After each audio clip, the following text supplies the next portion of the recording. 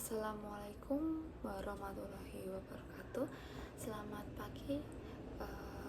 Perkenalkan, nama saya Rahma Silviana dengan nomor NPM 241442000076 dari kelas A22.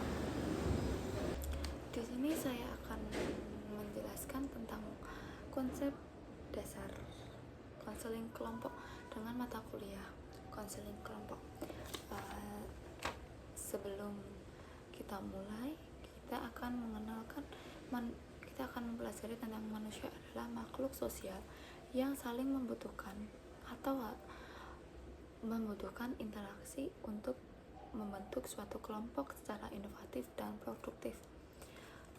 Semisal kita mempunyai masalah, kita itu bisa mampu menyelesaikan masalah itu karena kita tuh ada interaksi kepada orang lain. Jika kita tidak ada interaksi dengan orang lain, kita tidak dapat menyelesaikan masalah itu.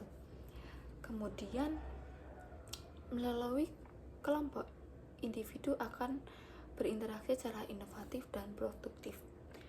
Berkelompok menjadi suatu kebutuhan yang harus dipenuhi dan harus mampu dirasakan oleh setiap individu atau kelompok tersebut. Dalam dunia konseling, kelompok dapat digunakan sebagai alternatif solusi untuk mengatasi permasalahan psikologis. Konseling kelompok, masalah yang dialami oleh banyak anggota kelompok itu dapat diselesaikan secara bersama-sama dalam sebuah konseling kelompok tersebut. Kemudian konseling kelompok itu sebagai yang pertama sebagai helping profession, yaitu profesi yang membantu. Seperti kita bisa membantu memberikan pengalaman kita kepada kelompok, juga mengembangkan toleransi dan sebagai bagaimana cara kita berinteraksi dengan orang lain. Yang kedua adalah kelompok sebagai lingkungan pencegahan dengan cara pengembangan dengan penekanan pada pencegahan terapeutik masalah emosional individu atau kelompok itu, mencegah ketika kelompok itu tuh mempunyai masalah dengan keluarga, sehingga yang tidak pernah atau belum punya masalah itu supaya dia itu bisa merasakan apa yang dialami oleh kelompok itu, supaya dia itu bisa lebih bisa untuk mencegah tentang masalah itu. Yang ketiga yaitu kelompok sebagai peluang untuk menemukan diri. Seperti kita itu dalam kelompok itu, kita juga individu tidak terus mengendalikan dirinya sendiri untuk melihat dirinya sendiri. Individu itu tidak bisa terus mengandalkan dirinya sendiri untuk melihat dirinya sendiri. Melalui kelompok atau melalui konseling kelompok itu, individu akan melihat dirinya itu berdasarkan persepsi orang lain, sudut pandang orang lain, atau pandangan orang lain kepada dirinya sendiri. Jadi dia tuh tidak terus-menerus itu menganggap dirinya itu benar, tapi dia tidak mau menerima masukan atau sudut pandang dengan orang lain. Dalam konseling kelompok ini juga dapat membuat individu itu menemukan dirinya, individu itu dapat berintrospeksi diri untuk bisa mengembangkan dirinya sendiri. Yang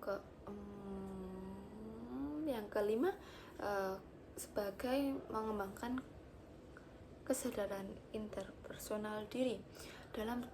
Sebelum kita masuk dalam konseling kelompok itu, individu itu merasa insecure atau distorsi diri.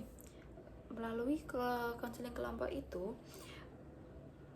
anggota itu dapat menemukan proses memberikan atau menerima dukungan emosional kepada orang lain dengan pemahaman berbagai perbedaan.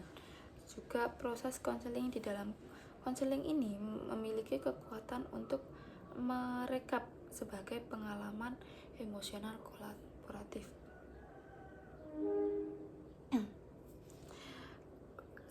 seperti kelompok itu memberikan kesempatan individu itu untuk langsung untuk menemukan hal-hal baru dan dapat memuaskan individu tersebut bahwa dia itu tidak merasa sendiri dan bahwa dia itu merasa dibutuhkan oleh kelompoknya. Yang kelima, seperti pengembangan kesadaran interpersonal.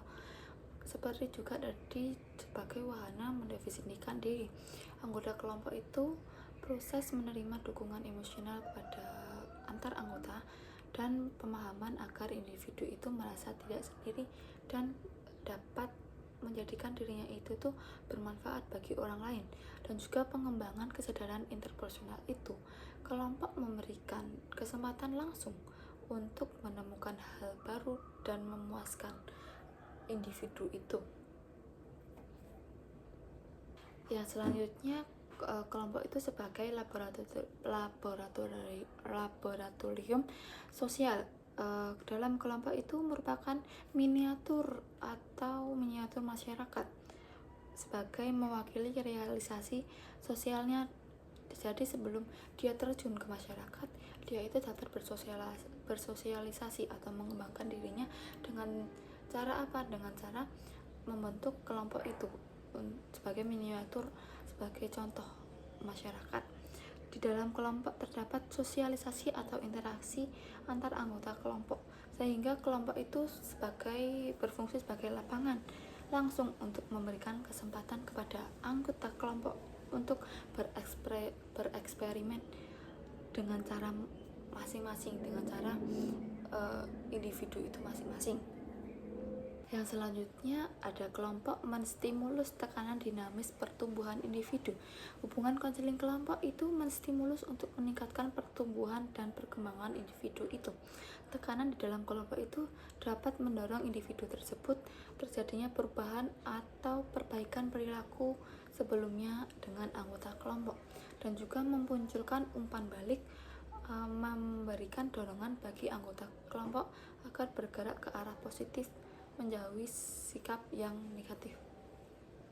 Kita akan masuk ke pengertian konseling kelompok. Konseling kelompok itu merupakan aktivitas kelompok, aktivitas konseling yang terdiri dari 4-8 konseling yang dalam prosesnya itu membahas beberapa permasalahan dan keterampilan mengatasi masalah. Sekarang kita masuk dalam fungsi layanan konseling kelompok itu. Yang pertama ada fungsi prefektif. Apa sih artinya itu prefektif?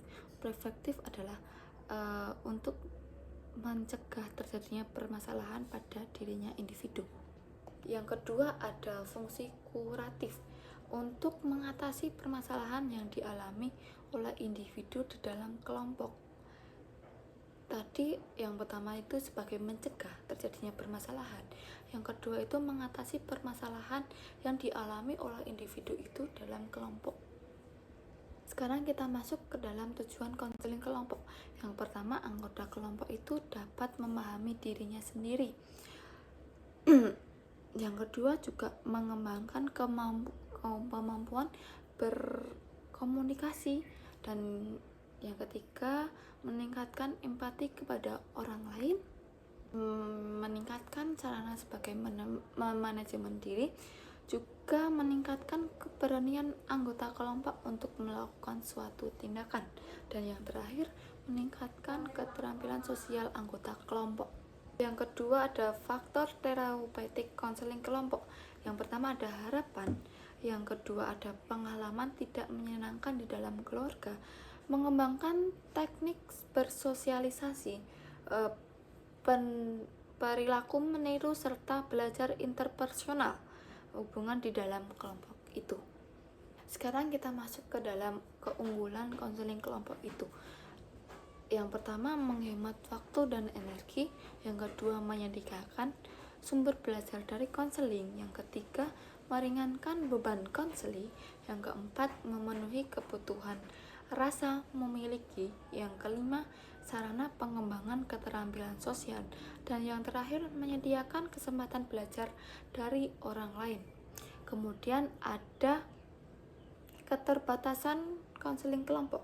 Yang pertama Yang pertama itu konselor terlalu mengendalikan kelompok. Yang kedua, tidak semua individu itu cocok diberikan perilaku secara kelompok. Yang selanjutnya, tidak semua masalah itu bisa diselesaikan dengan cara kelompok. Dan yang terakhir, adanya kesulitan untuk menjadwalkan melaksanakan konseling kelompok itu. Sekian pemaparan materi dari saya. Kurang lebihnya saya mohon maaf. Wassalamualaikum warahmatullahi wabarakatuh.